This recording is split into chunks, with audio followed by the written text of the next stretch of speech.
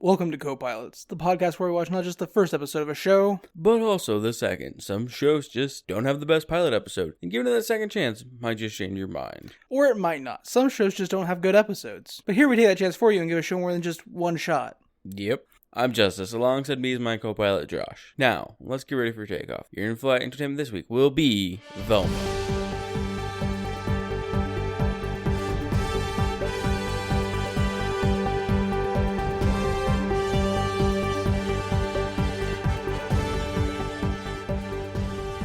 So, I went off script, I'm sorry. I should have warned you. Yeah. But I thought it was important because, well, we did watch and are planning to review Velma. The show doesn't seem to be worth reviewing, and not just because it's terrible. We've reviewed terrible shows. No, I can't think of a single time we've done that. Really? We've never reviewed a terrible show. We've literally reviewed the 5th worst show based on IMDb ratings. I don't think so. Yeah, Santa Incorporated, the Seth Rogen Christmas animated comedy. That doesn't sound like a thing I've done. No, we did it. No, I don't think so. See, there's a distinct difference between Santa Incorporated, which is the 5th worst rated show by IMDb, and Velma, which is the 3rd worst rated show by IMDb. At least at the time of recording, it was trending downward. And that is, Santa Incorporated seemed to be a show that was actually aiming to be a watchable show. Maybe. I'm not saying it was good. I'm saying that it looked like they were trying to make a show that you could watch. Okay. Velma seems to intentionally be designed as hate bait. I mean, I think that's a rather strong opinion, but sure. I mean, the show is designed in such a manner that, like, it doesn't have an audience.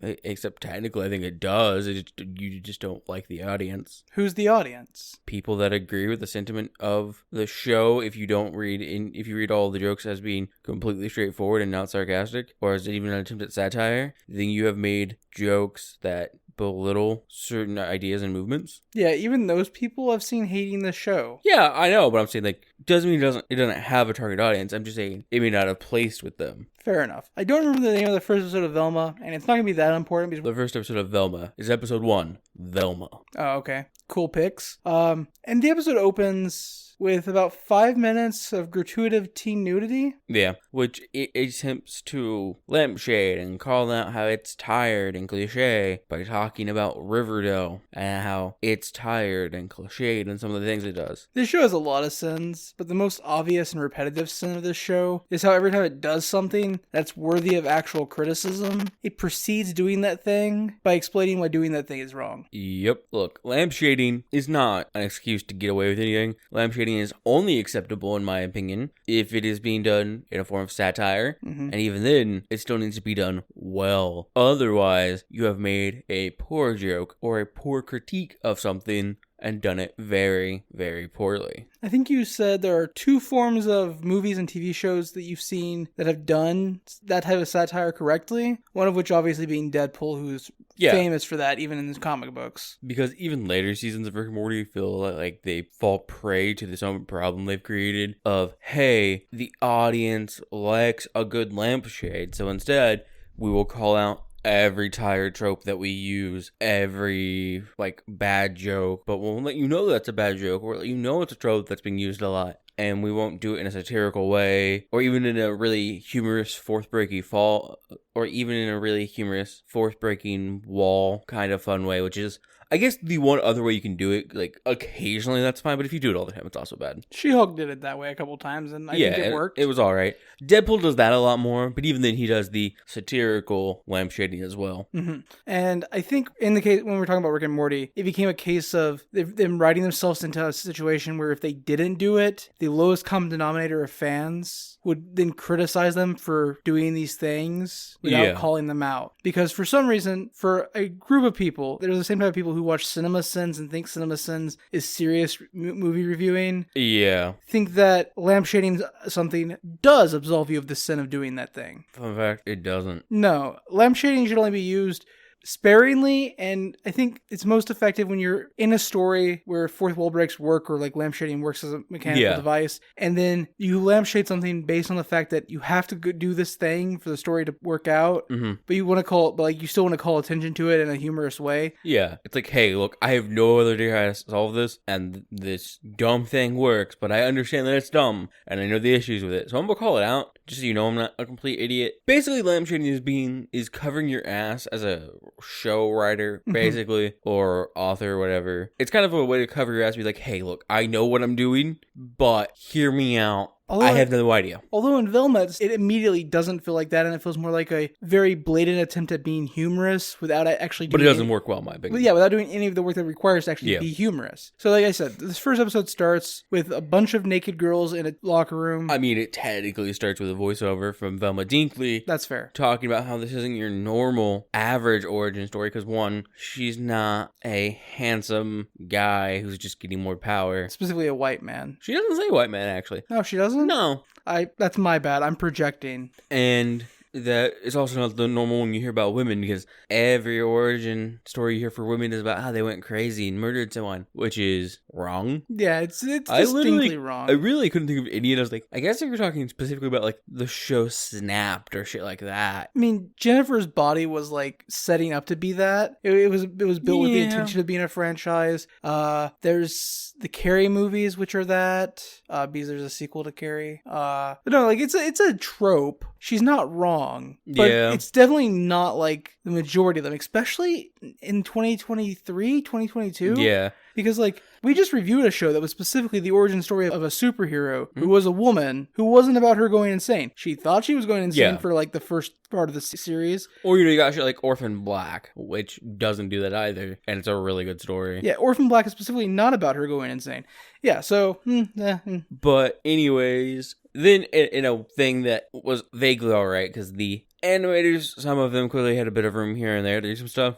Most of the time I don't like what they've done. Not visually. It all looks fine. The show, gonna get this out of the way, the show looks good. Yeah, the animation style is something I would vibe with as an adult cartoon. It fits that, like, kind of low-budget animated style without being, like, horrendous to look at. So, it uses a bit more sharp edges, and it feels like the line edges are a bit heavier when they're really not, but something about it in my brain just like wants to remember them as heavier. I think it's the high contrast of color of the character towards like the background. I think most of the characters have like a bit heavier color tone than their backgrounds most of the time. But anyways though, we see her bookshelf, which is filled with probably the last fun little jokey Easter eggs in these two episodes in my opinion. And on her shelf we see how to solve mysteries with your friends, scuba do's and don'ts. So you can't afford audiobooks. That's a good joke. Mm-hmm. The big book of books seen in TV shows. And finally, History of Fog. It's actually a really good joke because audiobooks are typically cheaper than physical. I feel like a lot of these jokes were written by somebody who was out of touch with like culture as a whole. Yeah. But so there, this is Velma claiming that this is how the story of how she assembles a team of mystery hunters, and that no, it wasn't Fred and his creepy sax fan. And to counterpoint that, we see that she has like a diary, and in it is written Velma Dinkley Jones in a heart, and on the very next page is I hate Daphne. Yeah. So we then cut to the shower scene where Daphne... I mean, we do cut there, but importantly, to set the tone of the entire show... The roach is fucking? Well, there's that, but I was going to more point out just, like, the fact that the background shots of the school look disgusting. The school is run down, obviously, like, the lockers are all rusty and there's all kinds of shit all over them. Yeah. Yeah, and this will be a trend that continues throughout. So Daphne becomes our viewpoint character for a little while. Yeah. And all of the other girls in the shower are talking about like how they like the first episode of shows tends to be more sexy and more violent until Daphne basically goes, no, that's kind of crass and it's terrible. It's bad writing. And then Daphne gets into an argument with another girl about it. They get into a fist fight. Krista, yeah. So this scene, again, is just nothing but naked teenage girls. And, like, it is edited out, but it still made me feel wildly uncomfortable watching this alone in my apartment. Uh-huh. This isn't even the episode I watched on my lunch break at work. This is what I watched before I went to work, and I was like, this is uncomfortable. This is, like, really uncomfortable. And I get it. I get it. They were trying to, like, they were doing the thing when they do, where they lampshade the trope. Yeah. And it doesn't work. But as Krista and Daphne are fighting... We get like this hint that a murder has happened because Velma reignites the voiceover. Yeah. And we see a figure in a hoodie come running towards the shower with a hockey stick. I think it's a hockey stick. And like smacks Daphne and like doesn't just hit Daphne, but like full on bodies Daphne off the floor and into a wall. Yeah. Not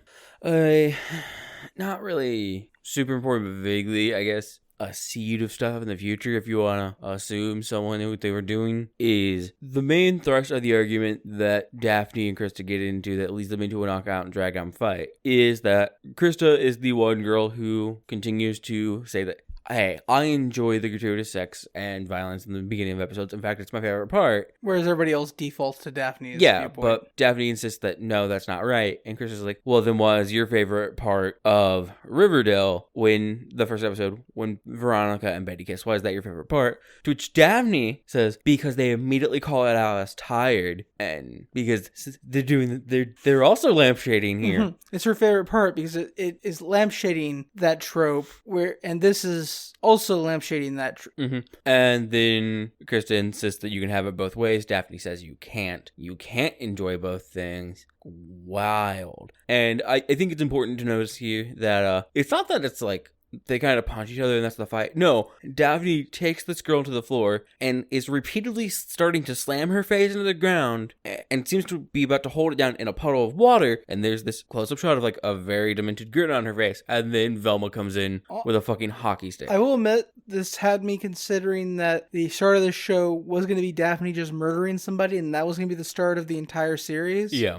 For about like 30 seconds. So, I mean, fine bait and switch. Like, and they don't call a bait and switch trope out here, so. Crazy, right? And they actually give us 2 bait and switches because we get it all started with a murder. And we get the mysterious figure stepping on the fucking cockroaches. And then smacking Daphne with a hockey stick. And like, so you go from thinking Daphne's going to kill Krista to this figure is going to kill one of the girls. And the figure turns out to be Velma, who immediately broaches the subject of like blind casting, virtually blind casting with Daphne, and Daphne's cool with it. She's an Asian woman.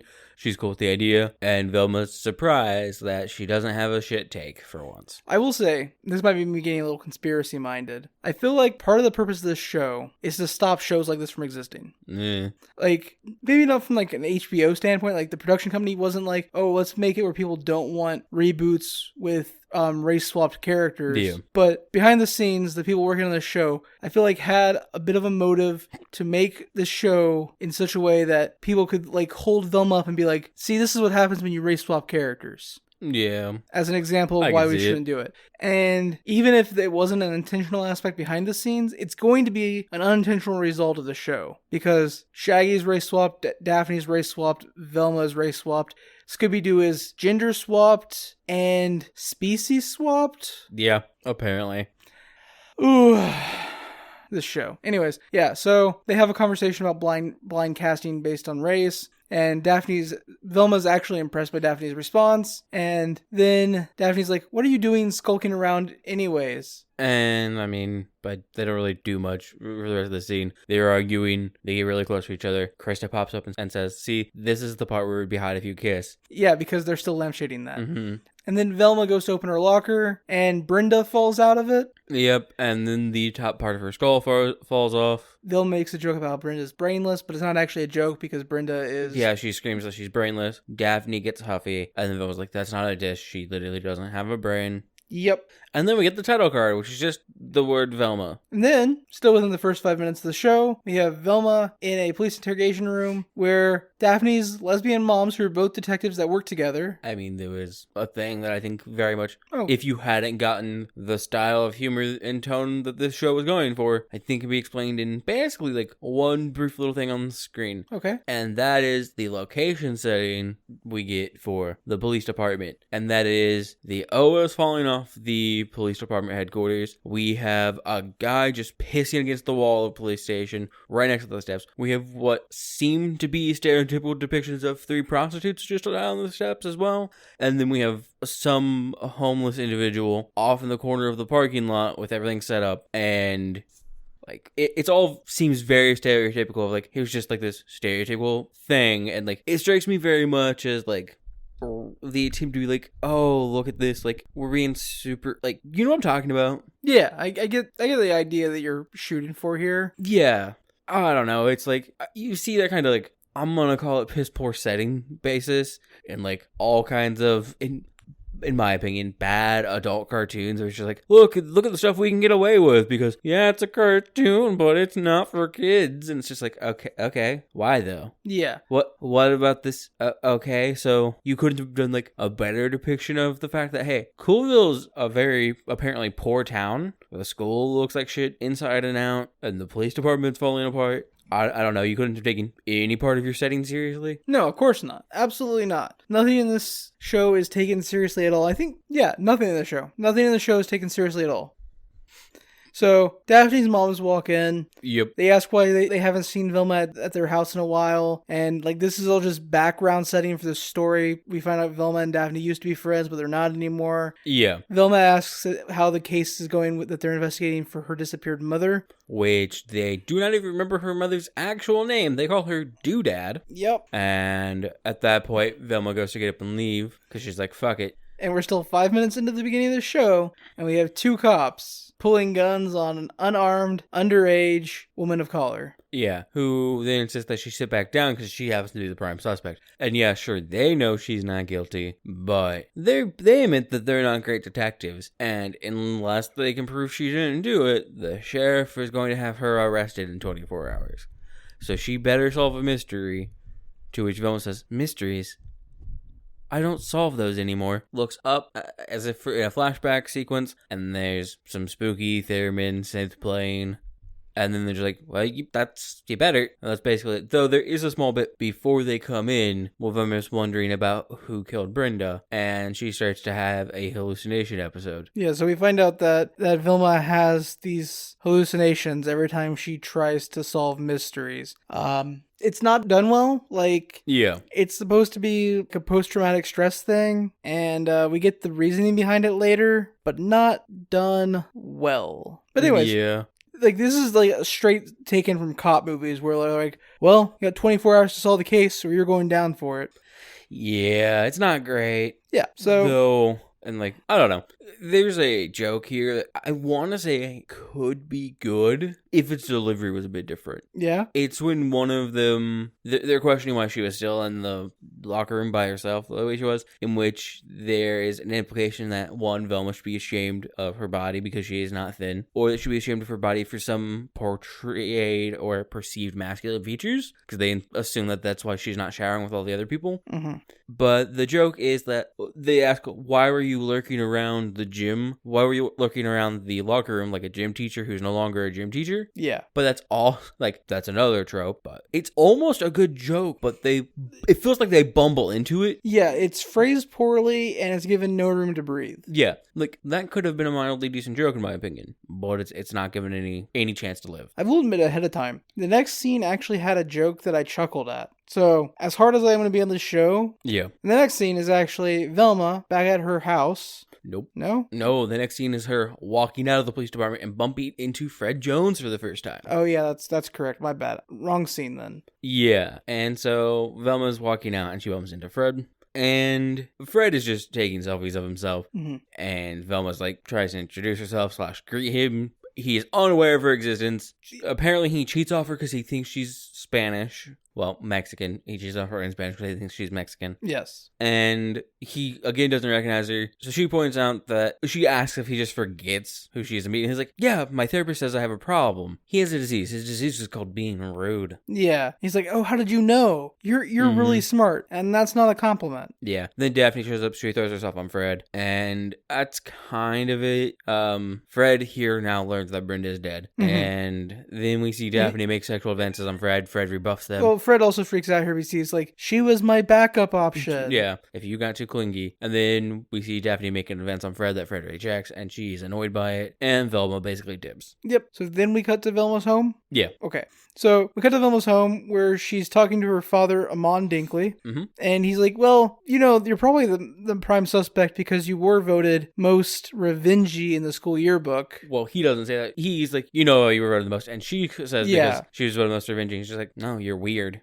Yeah, and then she's like, I could kill all the people that voted me most revengey. And he's like, yeah, see, that's kind of the point. Yeah. And, like, that joke is kind of funny. Yeah. It could have been delivered better. It could have, like, this show doesn't give any of its jokes room to breathe. And when it does, it's because it's not actually making a joke. It's lampshading the thing for 3 minutes and expects you to laugh at it. Yeah. Oh, an important thing to note here. It's actually not that important, but it's vaguely important to me. Frank Welker does not voice Fred in the show. It's one of, I think, now 2 Scooby-Doo shows / movies that aren't live action, obviously, where Frank Welker doesn't voice Fred. Okay, I was going to say, because Fred Welker also doesn't voice Fred in the Scooby-Doo live action movies. That's why I clarified not live actions. And you know what? I'm happy Frank Welker isn't Fred.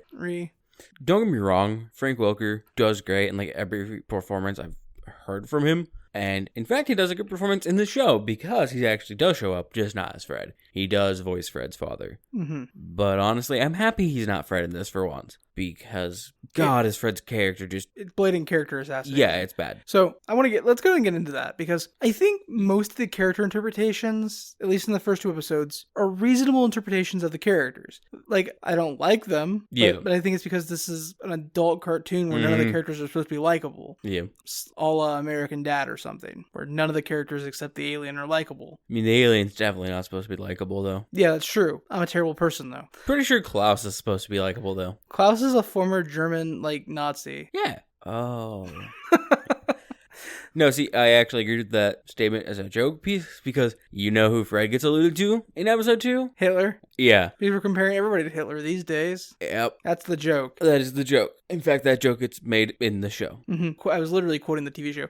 But, Velma still feels like the brainy nerd of the... Yeah, just overly aggressive for some reason. Daphne's still the rich girl who's kind of, disconnected from the world around her. She doesn't really seem to be the rich girl. She's just a popular girl in this. That's fair. Mm-hmm. Whereas, and then we have Norville, who is Shaggy. That's Shaggy's actual name for anyone who doesn't know. Mm-hmm. But he's not going by Shaggy. He's literally just going by Norville. And I can kind of see why his character, how his character is how he is. In this, he seems to be generally smarter than he's portrayed. He's a little incel-y, though. Very incel-y. And he likes snacks, but... So I think Shaggy is actually a fine update to a modern day. Yeah, I think he's perfectly fine. It's weird that he's now anti-drugs though, when he's definitely canonically a stoner. I think the joke there is that I never confirmed they were stoners, so we'll have this one character who's heavily associated with it and dislike it because that'll be funny. And then I assume their assumption was if the show went on long enough, they would have him become a pot user because that's his streaming fan base. You want to know something? What? It's already been slated for a season 2.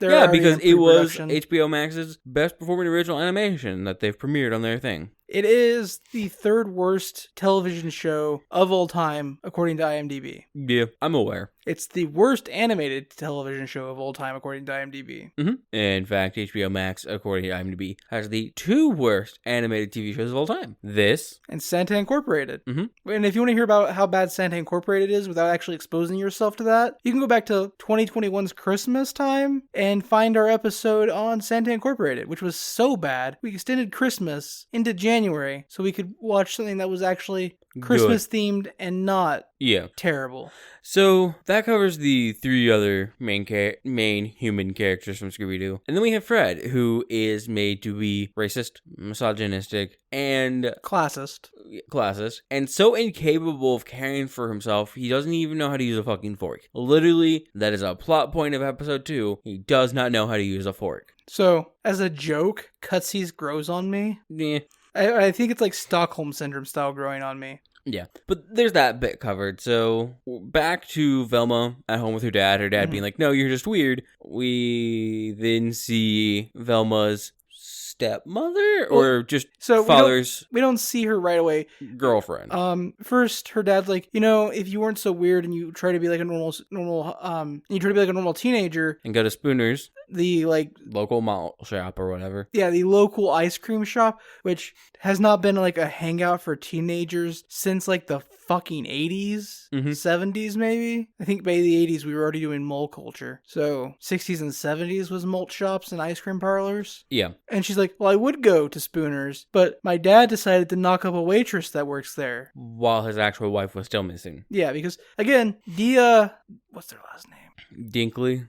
Yeah, Dia Dinkley has not been presumed dead. She is still missing. She's only been missing for 1.5 years. 2 years. She disappeared 2 years ago. Oh, okay. My bad. Her van was found on the side of the road with nothing but her glasses and a present for Velma inside. Yeah, which means this Not quite 2 years. It's not quite Christmas. Yeah, time but yet. they keep saying 2 years is what I'm saying. Yeah. And so then we have Sophie, her father's girlfriend, pop in and be like, hey, I'm not just a waitress at Spooner's. I'm also the owner. And Velma's like, and a basic bitch that doesn't know how to use hashtags. And then she's just like, no. And she uses hashtags in sentences. You know, that hasn't been like a thing in a decade and a half. 12 years, 11 years. Yeah, and then her father and Sophie have an impromptu baby camera photo session. It's a nude photography session because they're documenting the baby bump, but like it's not just baby bump photos, it's like it's pun-based ones, to which Sophie says you can't just like manufacture these moments, and proceeds to manufacture moments. Yeah, you know, more lampshady. It's borderline pornographic though. Like it's not straight. Like it's not pornographic. It's OnlyFans style content for the most part. Although pornographic content does make its way to OnlyFans too. Yeah, it's the free stuff on OnlyFans. And then Sophie's like, don't worry though, people won't see you as a weirdo anymore. That'll all change, because starting tonight, you now work as a waitress at Spooner's. And then we cut to Spooner's malt shop, where I think it's Krista is singing, and Daphne is playing a small synth set to a piano setting. And I don't know the fucking song. It's a rap song about having sex, but it's sang slow and set to a piano, because how wouldn't that be funny? It's not funny. It's kind of just annoying. Yeah, it's actually garbage. But this scene does serve a purpose later. Vaguely. Because spoiler alert, end of episode 1, Krista's dead. Yep. Has her brain cut out. In episode 2, they have a funeral for Krista, I'm conflating episode 1 and 2, aren't I? Yeah, this is the funeral for Brenda. Yeah, that's what this is just the funeral for Brenda. Or I guess not a funeral, but like it's a wake. Yeah, it's a wake. But I was conflating the episodes. My bad. I thought the show had continuity that like carried over with character development for side characters. So nothing super important really happens between this. Velma, we see her in the background, and we see Daphne kind of just talking about how what a good friend Brenda was. In fact, she makes her previous best friend look like a piece of shit. We pan over to Velma, and Daphne says, especially because my previous best friend's the one that murdered her, is the prime suspect. And Velma says, fuck this, and just leaves. Yeah, and this is where she has a bunch of missed calls from Shaggy? Or is this where, I guess, Norville, not Shaggy? Kind of. So we see, shortly after Velma leaves, Daphne's parents lightly scold her for sharing what was private, not, doing actual police stuff, but of course not. But Velma goes outside and starts to try to wonder what's going on, has a hallucination, repeatedly repeats, you're not real, you're not real, you're not real. We hear a bump. Fred comes out from behind the dumpster and he's like, no, I am a real boy. Yeah. I'm a real man, father. And he realizes he doesn't remember Velma. And this is where we just get Velma explaining that, hey, my mom left. I get it. Parents are tough. Well, my mom disappeared because Fred lets drop that his father is putting a lot of expectations on him and wants him to be like a man that can be a leader and be super manly. And he's upset about Brenda's death, basically. Yeah. And like he only confides in her because he still doesn't remember her. Yeah. And he's like, oh, because you're a stranger that I'll never meet again, I can feel free to tell you all this stuff. Yeah. So we get Velma talking about her mom. It's little flashbacks of moments with her mom, and her mom would apparently set up little mysteries for her to solve. And then Velma accidentally solved a mystery she shouldn't have, which is, what will her Christmas presents be? So her mom went and got her a new present after Velma found them and was upset about it. And then her mom just never came back. Yeah. Her van was found on the side, blah, blah, blah, blah, blah. Yep. And then at this point, a car comes speeding down the alley towards Fred and Velma. And it's Norville. And he's like, didn't you get all my phone calls? Yeah. Yeah, so this is after she already got all the voicemails from him. All the missed calls. Yeah, though Fred does remember Velma's name here. After she explains everything, yeah, he didn't just zone out. He actually remembers her name. And so after Norville's like, I've been trying to call you all day. My parents took my phone away because... After trying to call you several times, my dad heard me call you the B word. So I lost my phone for 24 hours. And then he's like, you should check my voicemails because I think I figured out who killed Brenda. Yeah. She's like, okay, who? And he's like, I left I her already voicemails. told you. Yeah. So then we see her and him in Norville's car, and she's just listening to the voicemails, and it seems she's on the last one, and he's just like, hey, it's Norville from Math. I know who killed Brenda. And then it continues on and on and on. And eventually ends with, well, I guess I don't really know who killed Brenda. And so then she turns to me, she's like, really? He's like, but I have an idea of how to find them. Yeah, so what it comes down to is Norval thinks that Spooners is moving drugs, which is why it's so popular, and that he saw Brenda with a camera. Well, he sent Brenda there with a camera because Yeah. he's part of the Newspaper. So And- he sent Brenda to go document it. And Brenda was taking photos in the bathroom, and Said she's got something really important, and then, well, the camera was never found, and Brenda's dead, so. And so Velma's like, oh, my dad's girlfriend has a new camera that she's using for her OnlyFans content.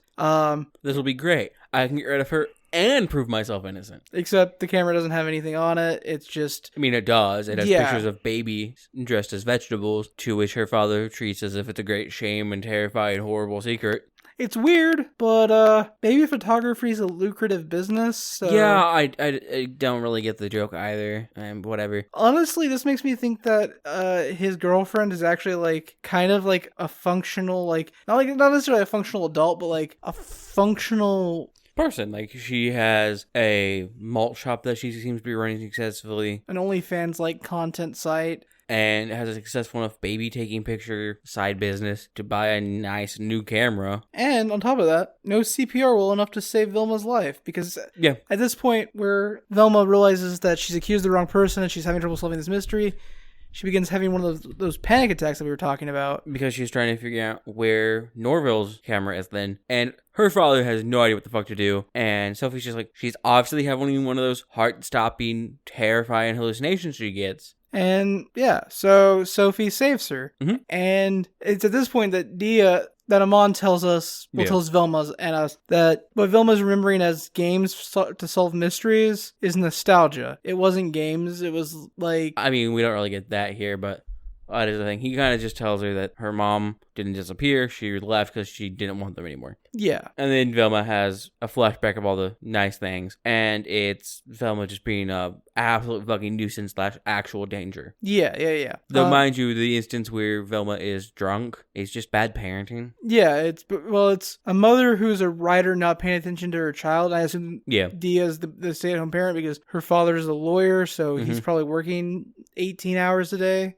Yeah, so we skip to school the next day, and Velma decides that in order to make people not think she's a murderer, she's going to be a new her. Yes. So she's wearing it like a sparkly turtleneck with no sleeves and a boob window, and everyone seems to be buying into it until one of the girls that we saw earlier. It's Daphne. Daphne's the one that, yeah. I don't think Daphne's the one that calls her out on it. It's one of her friends. So yeah, either one of Daphne's friends or Daphne herself calls her out on it. And then Daphne's the one that actually like makes the case that like she's just doing this to avoid suspicion for Brenda's murderer. Yeah. And then you can go ahead. And then Fred steps in and he's like, enough, my fellow populars. Yeah, Velma's still a fashionably challenged loser who may have murdered someone, but... She's a good person. Well, no. Underneath all of that is just a scared little boy who wants our friendship. Oh, yeah. And then someone throws a paper cutter at Velma. Fred catches it, throws it back, and cuts a dude's leg off.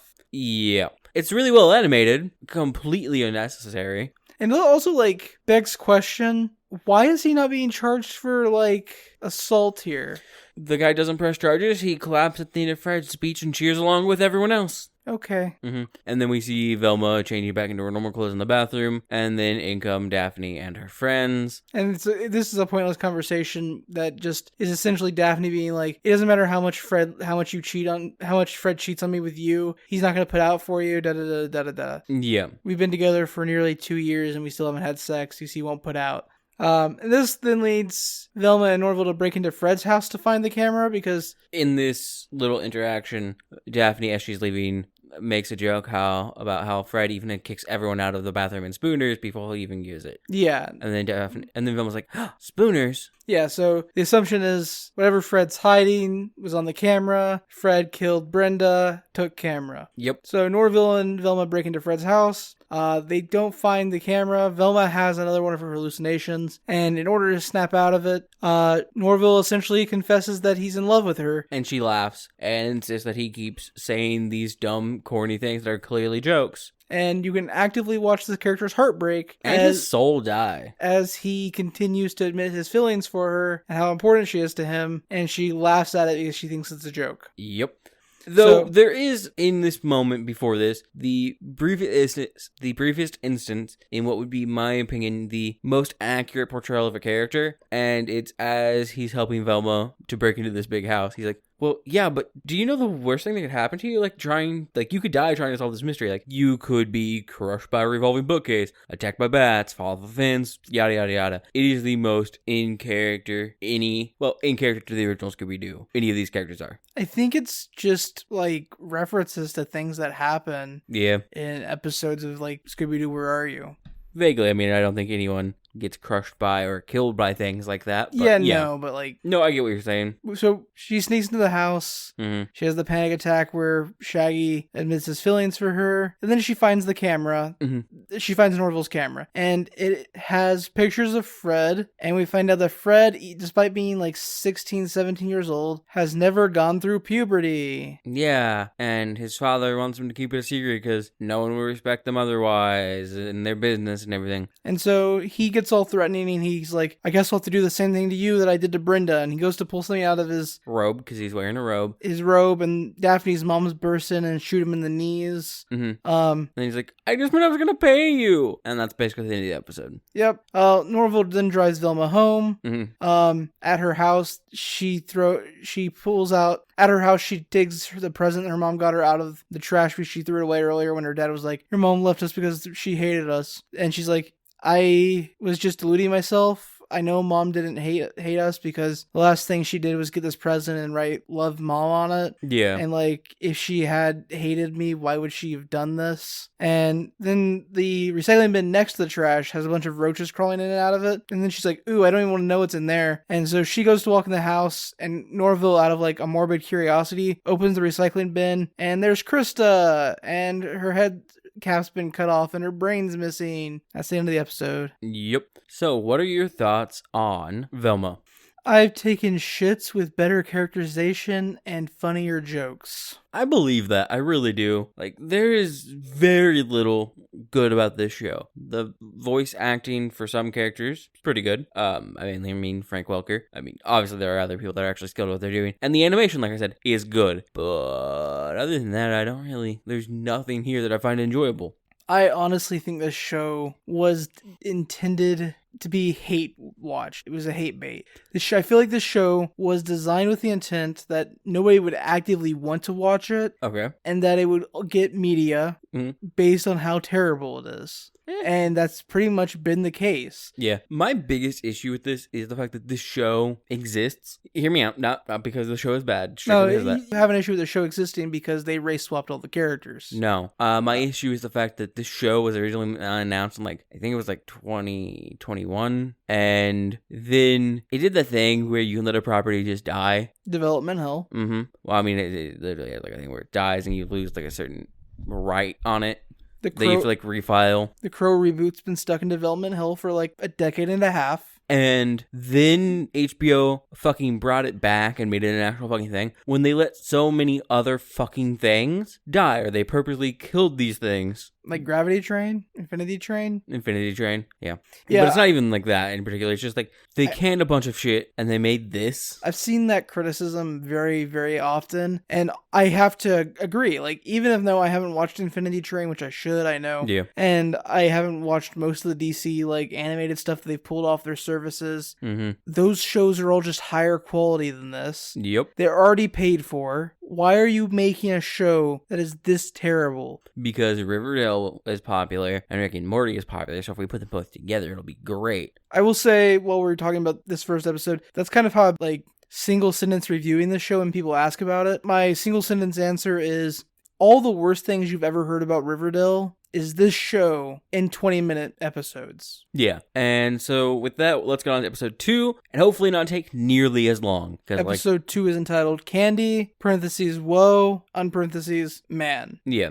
So this episode starts with Fred getting arrested, followed by a scene of Daphne stuffing piles of money into her beanbag chair in her room. Yeah. And then we find out that Velma's father is representing Fred for his murder trial. Yep. So it's really not too much going on there. Not too much going on there. Yeah. Yeah, huh? We get a brief commercial from the Jones Gentleman's Accessories. So we learn that Fred is rich because his family sells accessories, particularly ascots, it seems. Primarily ascots, yeah. Yeah. I guess the important part of this scene is when Daphne is stuffing stuff into her beanbag chair, she finds half of a BFF necklace. Yeah, I could have sworn that was much, much later and stuff. No, because then Velma's in her room and she's like, I don't know exactly what she's doing. My memory is garbage, but she gets her BFF necklace out. Mm-hmm. And then it's the next day at school, and Velma tries to convince Daphne to get her mother's cold case file. Yeah. Because she still believes that her mother was kidnapped or something nefarious happened to her. Mm-hmm. And Daphne's like, why would I help you? You think I'm a bit. That betrays all our friends. And then that exact thing is written on the wall, signed by Velma as graffiti. Because So Velma's like, yeah, but what would you do it for old time's sakes? And holds out the necklace. Yeah, and Daphne's basically like, no, but I'll give it to you for $500. Oh, she's like, yeah, I would do it for old time's sakes for $500. Yeah. And Velma's like, that's basically $1 million. You're asking for the impossible.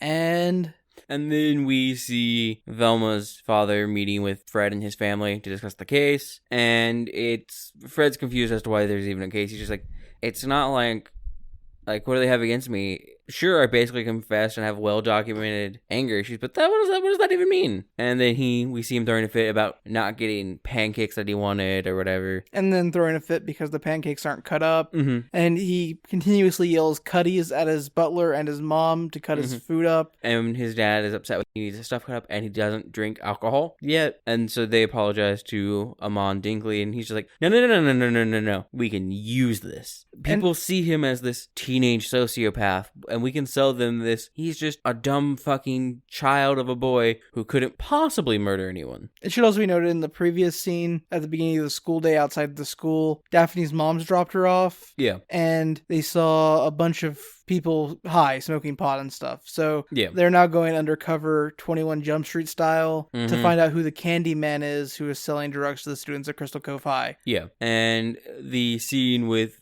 the Joneses and Mr. Dinkley ends with Fred's father being upset that they're going to sell this on Fred's unmanly image because he's supposed to be the next CEO. But Fred's mom's like, is he really? Is he really? And we see he's covered in maple syrup and he's like, oh, I'm sticky. Bathies, and holds his arms up. Yeah. For someone to take his shirt off or to carry him to the bathroom. So we then get Velma trying to scrounge together $500. She tries to borrow it from Norville, but he doesn't have the money right now. Yeah, she goes over to his place. He is live streaming a snack review. Yeah. So after she talks to him about borrowing the $500, he then decides that he's going to go sell his favorite sword that he has. Yes. And that quickly fails. Yeah, I mean, I feel like we can tell his entire story here really briefly. Yeah, okay. He goes to sell his sword to get $500 to give to Velma so she can buy the cold case file. Yeah. And he goes to a pawn shop that from 80. He's upset. We see him walking out. He walks past a wanted poster for a guy who's worth $500 conveniently.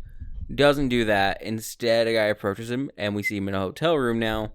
And he is getting ready to sell his kidney when the guy from the poster breaks in, kills all the other people, and then knocks on the door to have Shaggy come out. And so him and Norville end up outside the motel room. Mm-hmm. The guy's aiming guns at Norville. Mm-hmm. And then a bunch of stoners who were just sitting around the motel come up and are like, wait, is that Norville from Norville Eats or whatever they fucking call it? And he's like, wait, I think stoners? it's called Norville Snacks or something. And he's like, wait, you stoners watch my stream? Oh man, it's just like my little Wayne blog. And then this guy gets arrested and he gets the $500 from that. But that'll end up being too late. Well, he doesn't get the $500 from that because they go to give him the money. He's like, yeah, you should give it to the stoners. Yeah. I didn't really do anything. So he could have just took the money, but instead... Is honorable? It's wild. Yeah. That is Norville's story through this episode. On the other side, we find out that Daphne is the Candyman. Velma also finds this out because Daphne wants Velma to sell drugs for her. Mm-hmm. And then we get a montage basically of Velma being overbearing and judgmental and not being able to make a sell. Yeah, she's terrible at selling drugs. Although the drugs themselves, all their names are references to like classic Scooby-Doo's. Jinkies. All that Jeepers. shit. Mystery Machine. That's like the name of the drugs. Yeah. I have to assume Mystery Machine is just a strain of the fucking like nice indica, right? I would have assumed it was acid. That too. Anyways, though, so we see that Velma eventually tries to sell to her father. Nothing really happens. He freaks, they freak. We go back to their place, and he's just like... Before she tries to sell to the father, the two of them get chased through the school by Daphne's parents. In the second most Scooby-Doo-esque scene, when they end up on top of like the rolling backpack, rolling through the hallways, that's the second most Scooby-Doo scene. The first was Norville freaking out about scary things. Yeah, this chase scene would only be more Scooby-Doo if they started going through different doors and coming in and out. Yeah, exactly. Yeah. The chase scene ends though with Velma's mother's hitting a baby carriage. It's fine though. The baby just ends up on the window, not dead. Yeah, and then Velma and Daphne hide in a dumpster, and Daphne texts her moms and is like, "Hey, where are you? I'm at home. I have a abandoned kitten that I'm thinking about adopting. It needs your help." And they both, in a critically blind stereotyping of lesbian women, rush home to adopt this kitten. Yeah. There was also a joke earlier that Velma makes on one of her cells about the Me Too movement and like how she can't spit truth without a filter anymore, just like comedians can't either before the hashtag Me Too movement. I don't want to get too deep into this because I don't want to... Yeah. Mindy Kaling is the voice actress for Velma, and she's also one of the producers for the show. And if you know anything about Mindy Kaling, she should have been canceled. I hate me if you want. Cancel culture is a relevant thing, and when used appropriately, it makes sense. Mindy Kaling should have been canceled because she has sexually assaulted multiple people backstage and bragged about it on late night talk shows. If she was a man, if she was white, these things would have already been resolved. She would not be in a position to be making... She wouldn't be making a property that is based on the history of the franchise, one of Warner Brothers' biggest properties. And I don't say this to come off as racist or sexist because I'm not. I know that's all I can say on the matter. But Mindy Kaling actively uses the fact that she is brown and a woman to justify the things she does and why you can't level criticism at her. And she uses them as a shield. And she does it very effectively, so much so that despite admitting to sexually assaulting people, nothing happened with that. Yeah. So I think we can finish out Velma's storyline here and then move over to Fred's. Yeah, so then Velma tries to sell drugs to her father. And then her and her father are having a conversation. He's just like, what the fuck? Why were you trying to sell drugs to me? And she's like, I need $500 to buy Mom's cold case. And he's like, wait, why aren't you upset I was trying to buy drugs? And she's just like, well, your case fell through because just before this was the comparison to Hitler that Fred got. So Fred was at the courthouse. Dressed as a little kid, blush on his cheeks. Eye droopy, and one of the eyelashes fell down to perfectly over above his lip. And there was a shot of him basically sick Hyleen. Yeah. And Nazi comparisons were made. Yeah, so her case fell through. So she's like, yeah, your case just fell through. You're currently in a relationship with a woman who's much younger than you and pregnant. And spending a lot of money on dumb shit. Your wife's missing. Like, yeah, no, it makes sense that you're doing drugs. And he's just like, okay, all right, I'll give you the $500 to buy your mom's cold case if you help me win the Fred trial. And she's if you help me with the Jones trial. And she's like, I can't reasonably do that. I think Fred actually killed those women. Yeah. And then she's looking and she's like, wait, I got it. And then we cut to them all at the Jones Manor at the dining table where he was earlier. And she's like, she comes up with this brilliant plan. Initially she's just like, he's guilty. I don't know what you want me to do. Yeah. But then she comes up with this plan where all they have to do is prove to the courtroom that he can't even cut his own food up. How would he cut a woman's head open and take her brain? Yeah. And this works. That's basically the entire argument. And everyone's buying it. And the jury doesn't the prosecuting attorney goes, oh my God, he can't even cut his steak. How is he supposed to cut open a woman's head? And then Fred looks back, sees his father, looks ashamed, and he's embarrassed, and people are laughing at him. So he jumps up on the table, grabs the knife, and it's like, I could have killed those girls if I wanted to. And then he gets immediately charged with guilty by the judge. Yeah, and we don't really get more from that. Not how this works at all, obviously, but it's a cartoon, I'll let it go. And we don't get more from that. We don't understand how Fred's going to come back as a recurring character. And he does come back as a recurring character because I've learned that he has a redemption arc. I got no fucking idea. It's a stupid redemption arc. But then after the trial, Daphne comes over to Velma's house to deliver the cold case file, and Daphne tells Velma that she saw what Velma said on the stand. Yeah, which is basically just like, hey, you can't judge people unknowingly. And maybe I've judged people too harshly. And it was basically, she was using her time on the stand to apologize to Daphne and also criticize Fred. Yeah, so Daphne's dropping wiping off the case file, and she's like, "House, blah blah blah blah The blah." pee stain's still on my carpet. Da, da, I da. was gonna ignore that. It's a bad joke. It is a bad joke. And Velma's just like, "It's fine." She opens the case file. Oh, she's like, it's fine. The last one I had was the last one I've had. I solved it in the last episode. I solved it the last episode with Norville. By last episode, I mean the last time I had a hallucination. Yeah. Ha ha ha ha ha ha ha. We made a reference to the fact that this is a show. But opening her mother's case file, she begins to have a panic attack. And to which Daphne solves by kissing her. yeah, because Velma's like, well, Norville just made me laugh, and that broke me out of the hallucination. And Daphne doesn't know any jokes. She tells one about her aunt, which is not a good joke. Yeah, it's bad. And then Daphne, yeah. Well, this fucking sucks. But also, like, I get that this is a cartoon. I get this is supposed to be funny and whatever.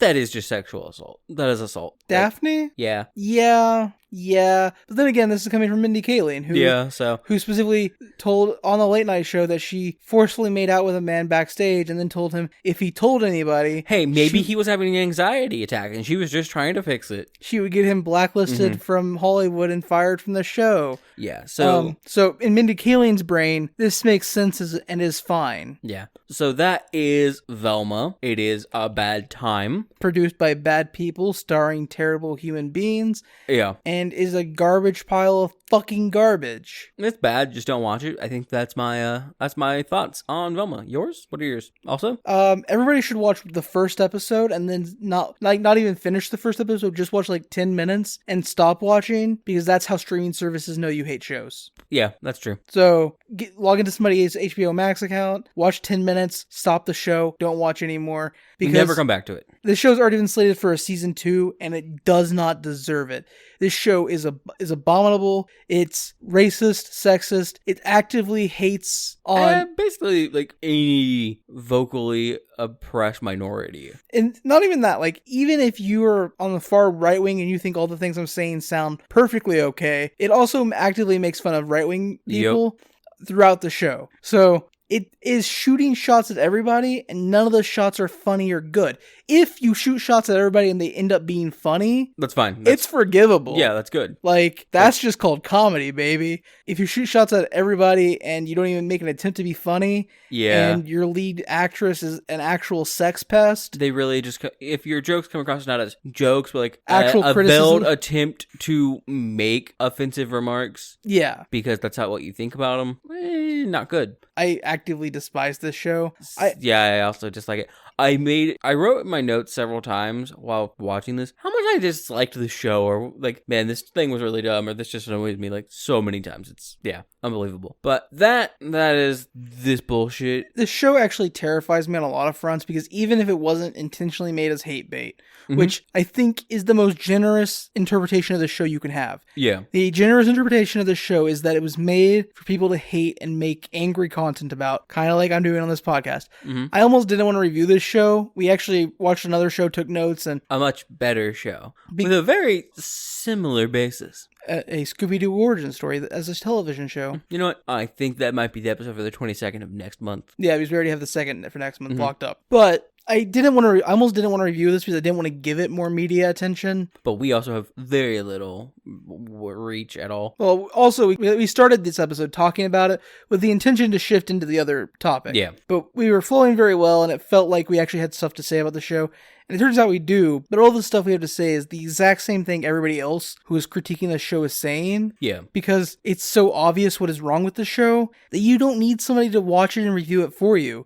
If you watch an episode of this show, it's absolutely obvious. Like, the only good thing, like I said, is the animation, and I don't know if people are talking about that so much because the bad so overshadows it. Honestly, her hallucinations and panic attacks are exquisitely animated.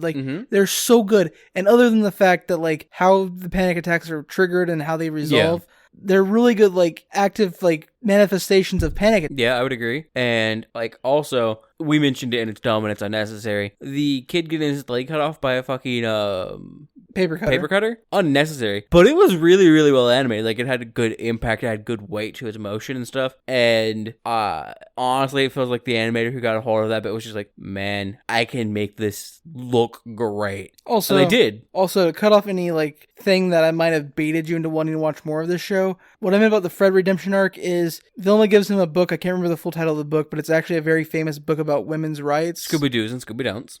No, it's something of Mystique. Oh, And yeah. Fred thinks it's about which Mystique was a better at Mystique, which one was hotter. The one played by, I don't remember her name in the original X-Men trilogy, or Jennifer Lawrence, and he's like super obsessed with Mystique as a character, so he reads the entire book, gets pissed about it, but then falls in love with Velma because he's no longer looking at beauty, but instead recognizes her for her individual value. But then Velma decides that she no longer wants to be with Fred because he now values internal beauty and intelligence. And the entire thing is a commentary on women not wanting men who actually view more than the surface. Well, that's fucking bad. Anyways, though, I've had enough of talking about this I have show. one more thing to say because I teased it and I go ahead. It's about Scooby. I mentioned that Scooby is both species swapped and gender swapped. Yeah. Scooby is a black woman who has not necessarily a romantic relationship, but a friendship or relationship with Shaggy later in the show. Because Scooby-Doo, the dog, is equatable to a black woman. That's apparently. Anyway, though, I've had enough talking about this show, so I'm gonna call it. If you guys want to reach out to us to talk about how bad this is, or just hate on stuff in general, I don't want to talk about the show anymore. I really don't want to talk about it. Anything else is great. If you want to suggest future things, feel free. You can reach us at copilotsreview@gmail.com. I wanted to mention how I think this show is really dangerous for remakes as well, because this show is so bad that it gives the people who are like, stop remaking my childhood, stop remaking all this stuff, actual canon fodder for why you shouldn't remake things. Yeah. Anyways, yeah, if you want to reach out to us, like you said, email copilotsreview@gmail.com. You can find us on Twitter at copilotsreview or on Hive at copilotsreview. Or at our website, copilotsreview.simplecast.com, which has links to the episodes, our YouTube, our Twitter, our Discord, our Patreon, and not our Hive yet, because we haven't updated that still. Yeah. Anyways, though, thank you, and please fly again soon. It definitely won't be something this bad next time. I promise. We promise better in-flight entertainment.